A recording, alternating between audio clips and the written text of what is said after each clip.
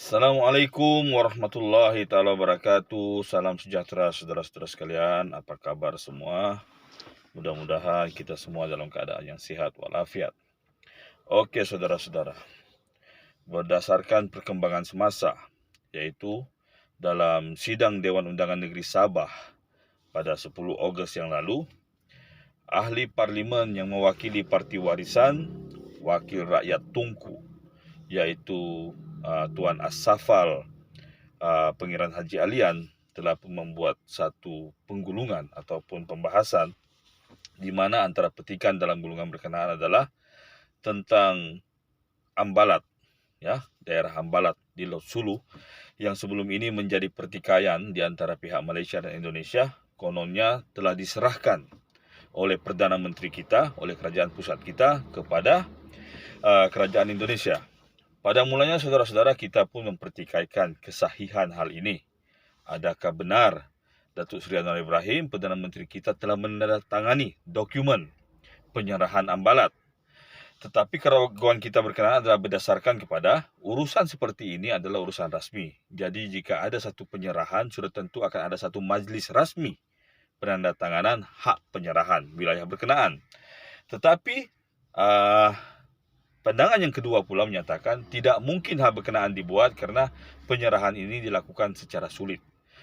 Jadi isunya adalah, adakah ianya adalah penyerahan penuh kedaulatan kawasan berkenaan kepada Republik Indonesia, ataupun ianya penyerahan sebahagian, ataupun lebih kepada bentuk-bentuk yang lain, yang lebih kecil seperti tindakan bisnes. Okey, jadi saudara-saudara, apabila hal ini dibentangkan di Dewan Undangan Negeri Sabah, bermakna ada merit terhadap hal berkenaan. Okey, ini adalah sidang Dewan Undangan Negeri, bukan ucapan kedai kopi. Jadi sudah tentu besar kemungkinan hal ini sudah benar-benar terjadi. Jadi jika ini benar-benar terjadi saudara-saudara, amatlah menyedihkan. Okey, nampaknya Kerajaan Pakatan Harapan sekali lagi berulah melakukan bukan satu kesilapan tapi satu tindakan yang boleh kita anggap merugikan negara. Sepatutnya sebagai seorang Perdana Menteri, Datuk Seri Anwar Ibrahim haruslah menjaga kedaulatan setiap inci negara kita.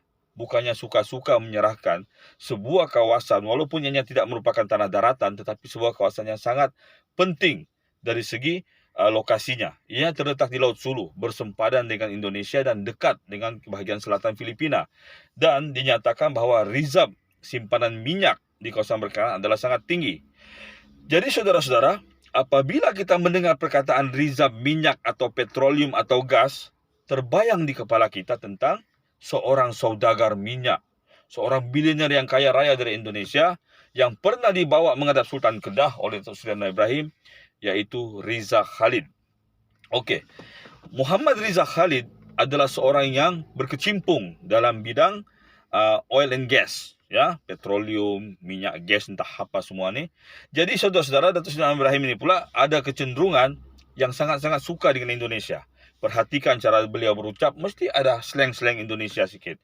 Dan kemuncak kepada kesukaannya terhadap Indonesia ini apabila beliau membawa Riza Khalid menghadap Duli Yang Maha Mulia Sultan Kedah untuk mendapatkan nadir bumi di Kedah, REE, seperti yang didedahkan oleh Menteri Besar Kedah, Datuk Seri Sanusi Muhammad Noor. Jadi saudara-saudara, kalau REE yang rizabnya tidaklah sebesar rizab Ambalat menjadi minat Riza Khalid, sudah tentulah Ambalat akan membelelakkan lagi mata beliau untuk mengincar hasil bumi yang ada di tempat berkenaan. Kebetulan pula beliau adalah seorang pakar atau bilioner dalam bidang oil and gas. Ini saudara-saudara, bukan satu teori begitu-begitu saja, tetapi kita sudah kaji betul-betul. Ya, kalau benar Ambalat tidak diserahkan kedaulatannya secara total, syukur alhamdulillah. Tetapi dengan adanya Riza Khalid pun kita tidak juga merasa senang, karena beliau sudah pasti akan melombong minyak-minyak yang ada di sana. Dan jika benar Ambalat tidak diserahkan kedaulatannya, bagus juga, tetapi bermakna